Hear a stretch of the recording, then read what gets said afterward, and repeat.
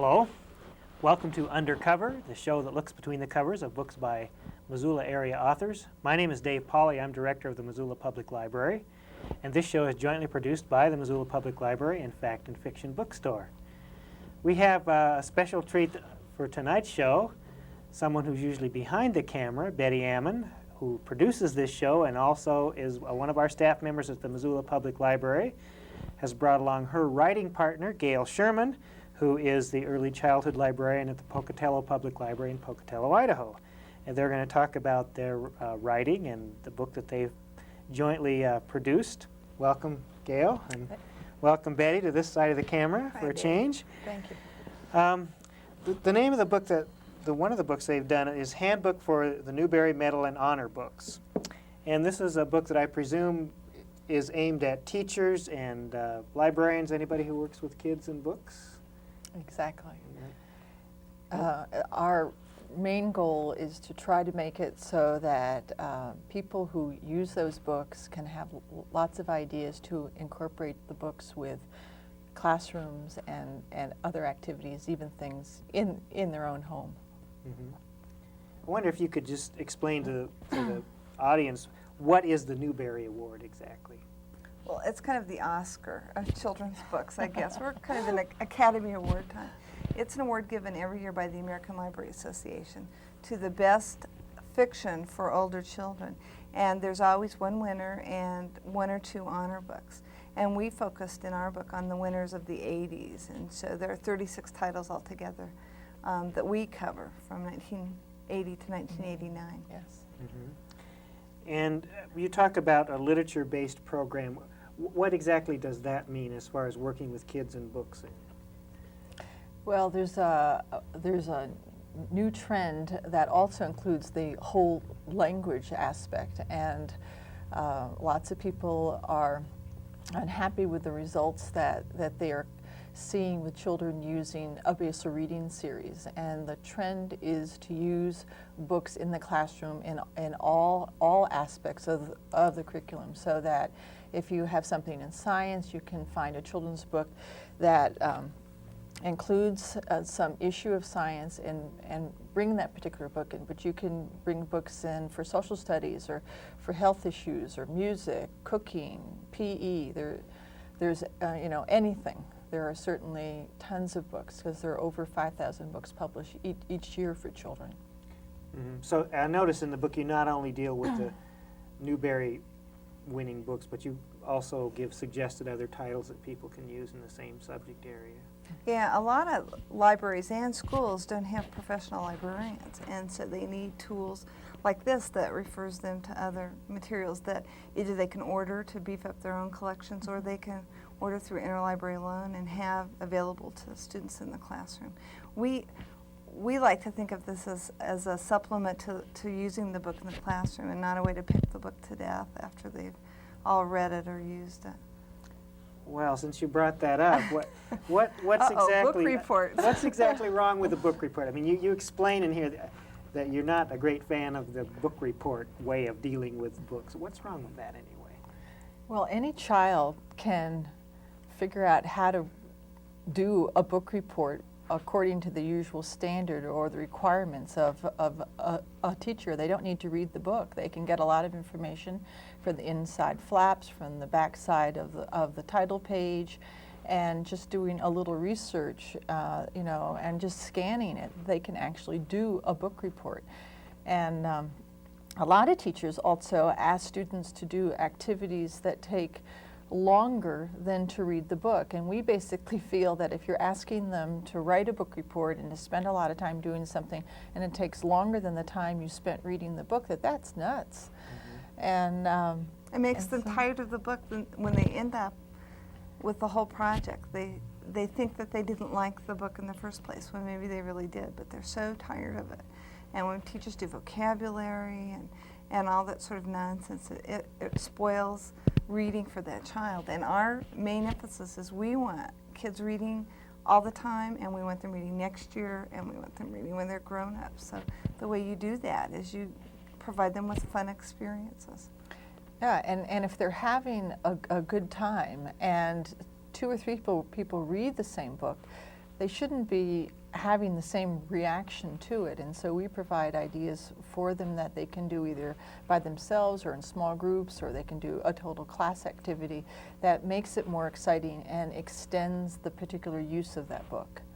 Mm-hmm. So what's an example of some of the things, some of the activities that you suggest with Newbery books, for example?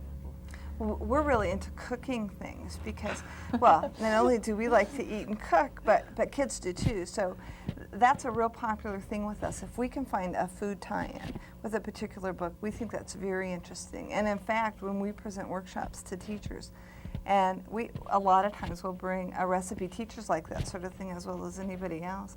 One of the books that we write about in the handbook is A Gathering of Days, which is a diary that a girl in the early 1800s writes, and they talk a lot about food and food storage, and one of the instances is a cake that they make, and it's a cake that has very simple ingredients. And we were doing this in Gale's basement, and she jumped to her feet, ran to the kitchen, and using the ingredients they listed, you developed the recipe, essentially. I mean, it just simply gave you the 4 things, and it's like, I think it's 4 eggs, 3 cups of sugar, 2 a cup of butter, 2 cups of flour, and a cup of butter. I think Yeah. I think that's right. And so I just went upstairs and thought about it and figured out how long it would take to cook, and we just kept running upstairs and checking on it. And it turns out to be a terrific example of why it would be a popular cake in this period, because there was no refrigeration,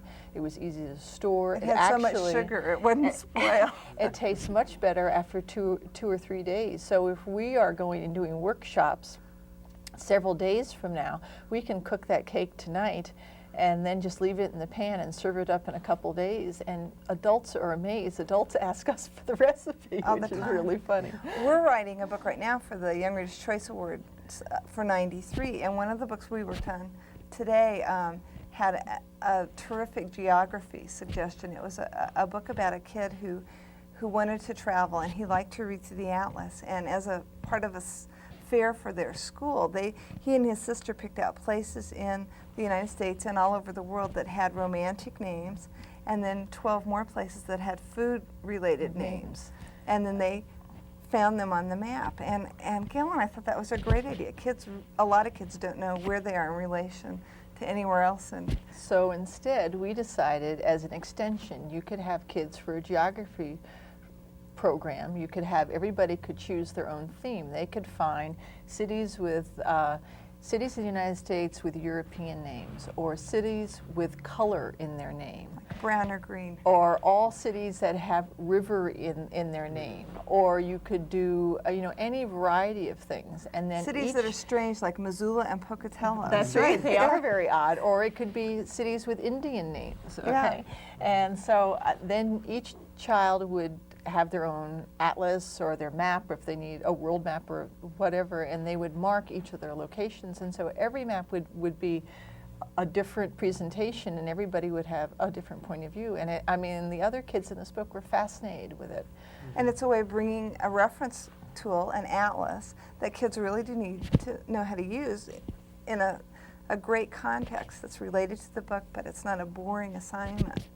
So that's the kind of thing we do. And we pretty much dream all of it up. We get a lot of things from our kids and their schooling, either projects that they hated to do in school, so we try to do something entirely different, or things that we thought were real successful in their schooling, and we'll do variations on those themes a lot too.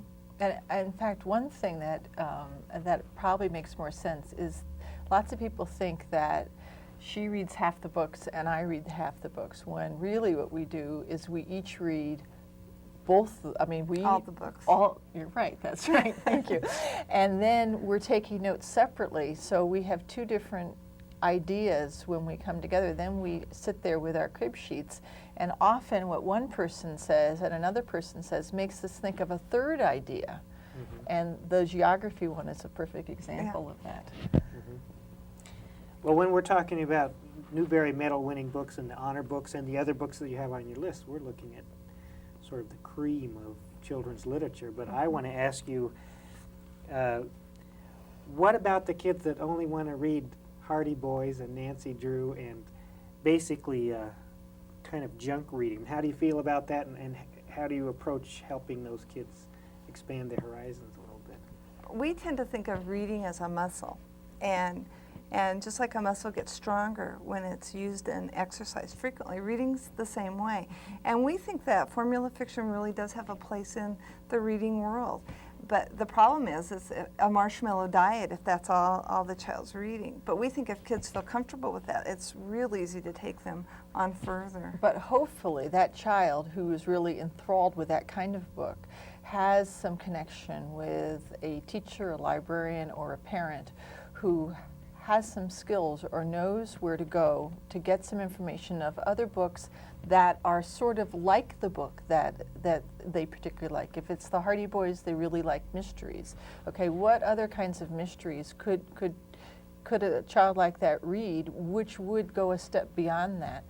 And one part that we do in all our books is called If You Love This, You'll Like. Mm-hmm. And so we refer people to a dozen other books which are of interest. And so I don't think we've ever cross-referenced a Hardy Boy and book. We wouldn't, but as a librarian, if a child comes certainly. to you and they say, oh, he only reads Hardy Boy I'd books, say, well, then you'd say Encyclopedia Brown, or which would Willa be Davis Roberts. Okay, and so there are other books that immediately we could say, why don't you try this one, and give them an option of a couple books.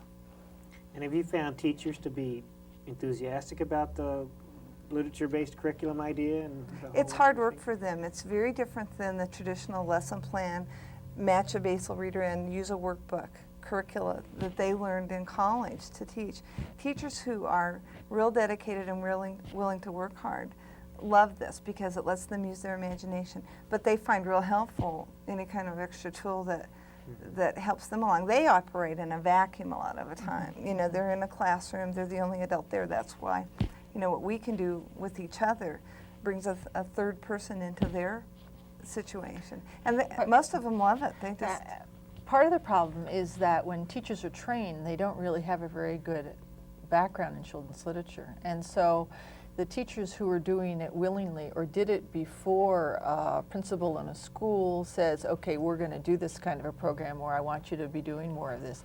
The person who was automatically attracted to it is someone who feels comfortable with books and has had a lot of experiences.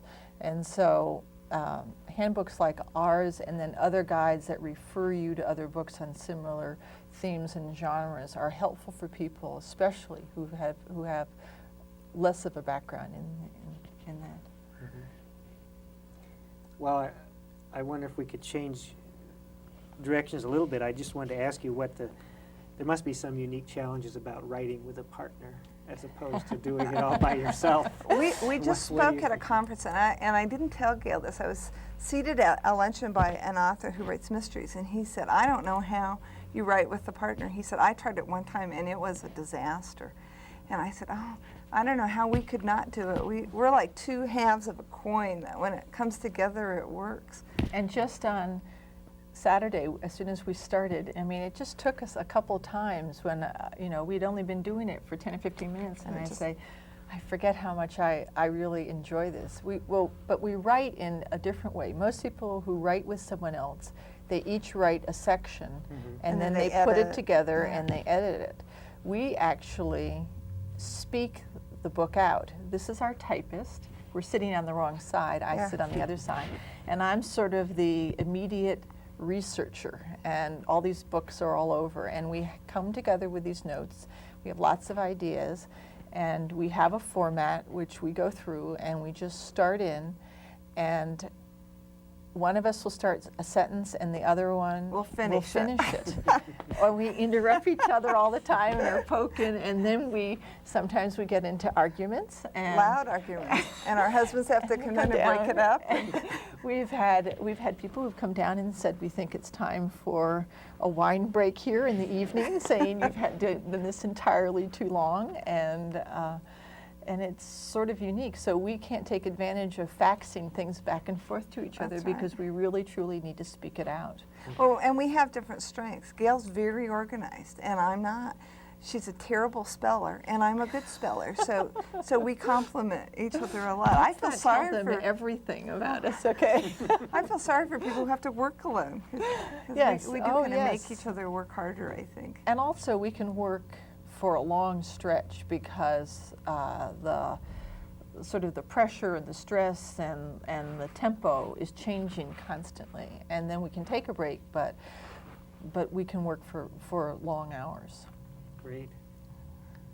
Well, you have brought along one of the books you featured, and I wonder if you could tell us something about this, and you're also going to maybe just do a little activity with it. Well, we have discovered that you can talk to teachers and to kids all you want about how to use books, but the best way to really show them is to do a demonstration in.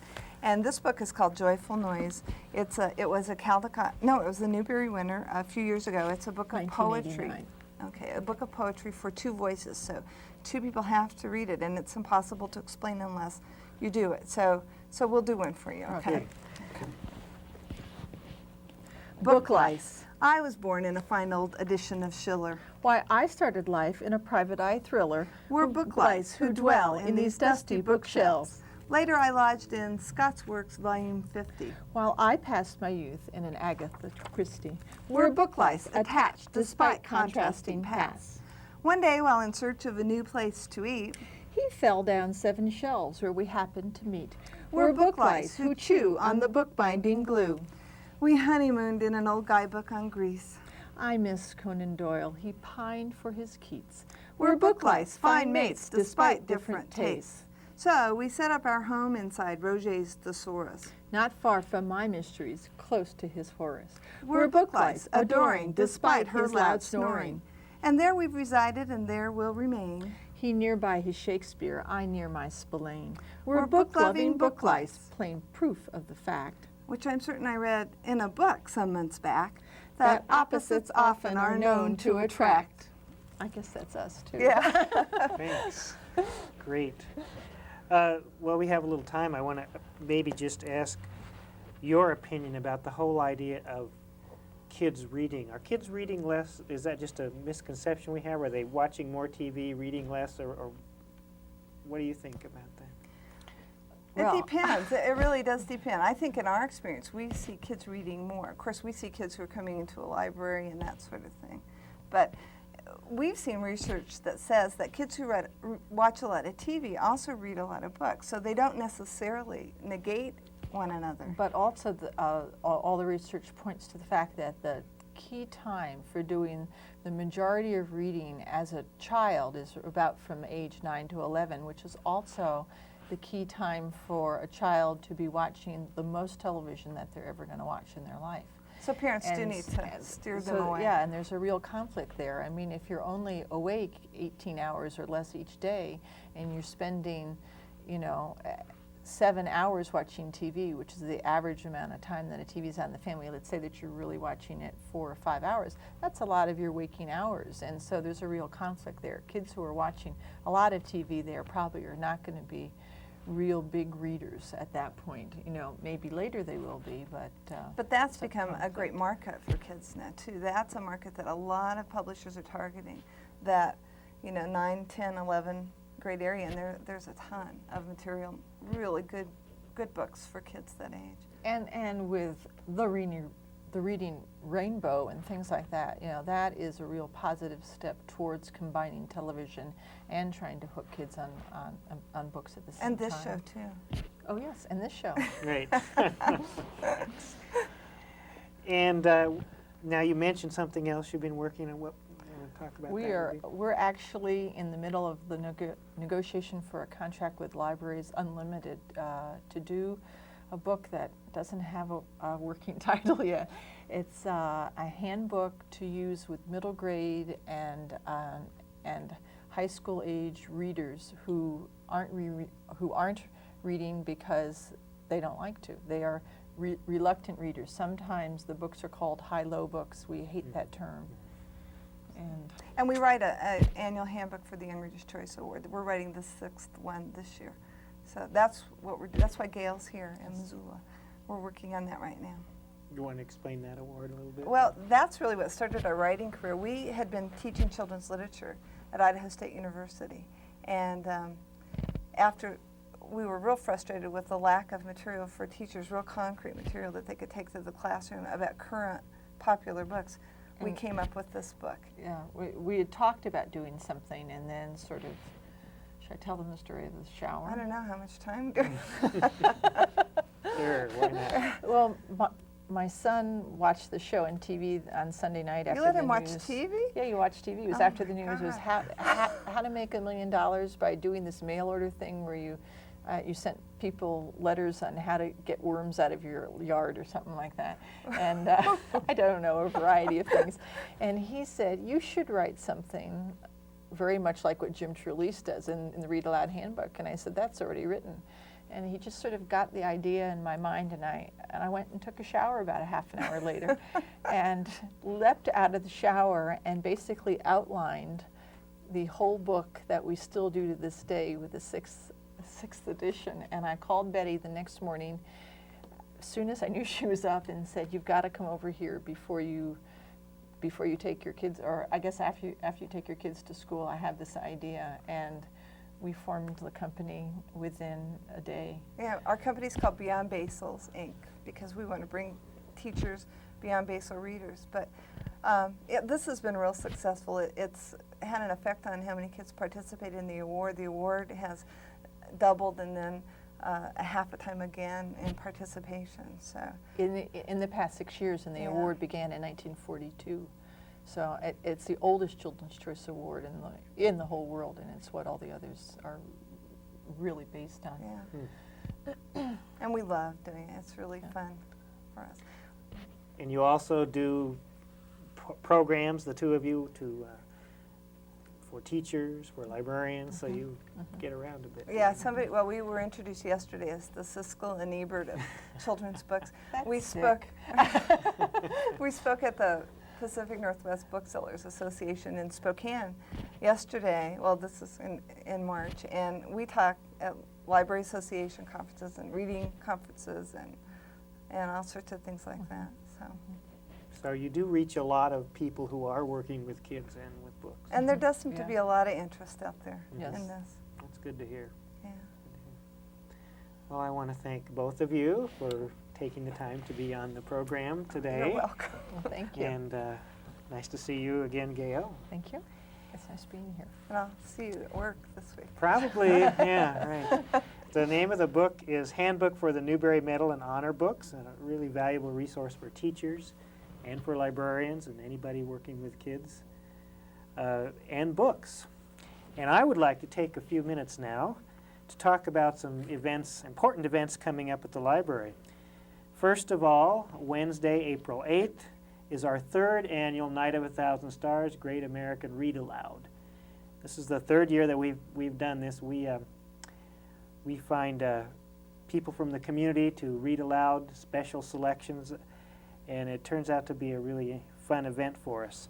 That starts at 7 o'clock on Wednesday night, April 8th.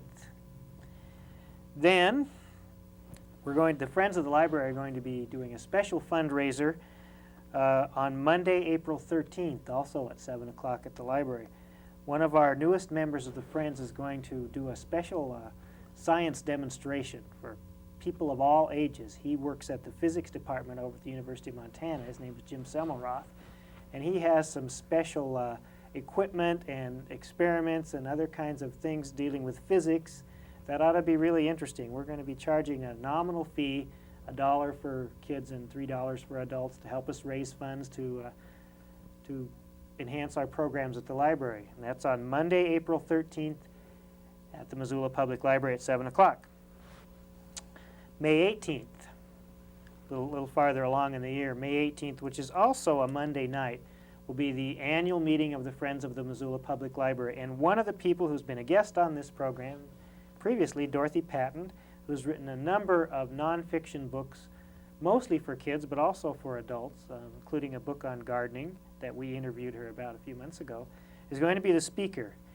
That's the Friends of the Library annual meeting on Monday, May 18th, also at 7 o'clock.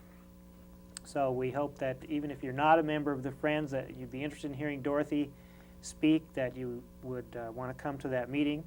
Again, that's on the 18th of May. And finally, I wanted to mention a little bit about the upcoming summer reading program. The theme of the reading program, the summer reading program this year, help me out here, Betty. Dragon Tales. Dragon Tales. Oh, all right. So we've got we're in the planning stages for some exciting programs based on that theme at the library. We get an awful lot of Missoula's kids involved in that, and we really like doing that in the summer. And we think it's not only fun for kids, but it's really part of our role to help kids enjoy reading and keep reading over the summer. Not assigned stuff, but things that are really fun. So we're planning to do some special programs all summer long, give out some prizes like we have before. And so keep that in mind for your summer activities, the summer reading program at the Missoula Public Library. Now, whenever you need to know about anything that's going on at the library, please call us at 721-2665.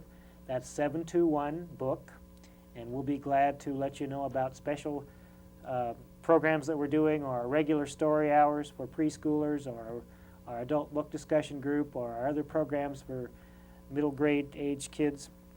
Just give us a call. Library hours are Monday through Saturday, and we're open 6 days a week. Monday through Thursday, we're open from 10 in the morning until 9 in the evening. For all of you who are busy doing research projects, you have plenty of time to get in. Friday and Saturday, we're open from 10 until 6. So once again, if you're interested in any of the programs that I've mentioned, or if you're interested in taking a look at this book, Handbook for the Newbery Medal and Honor Books, we have it also down at the library, and please call us at 721-2665. Again, I want to thank Betty and Gale for being the guests here on Undercover, and I want to especially mention Barbara Thoreau, who most of the time is our talent scout. She's the owner of the Fact and Fiction bookstore here in Missoula, and finds guests for us. I want to make sure I thank her. I'd like to thank all the people here at MCAT who help us produce this show.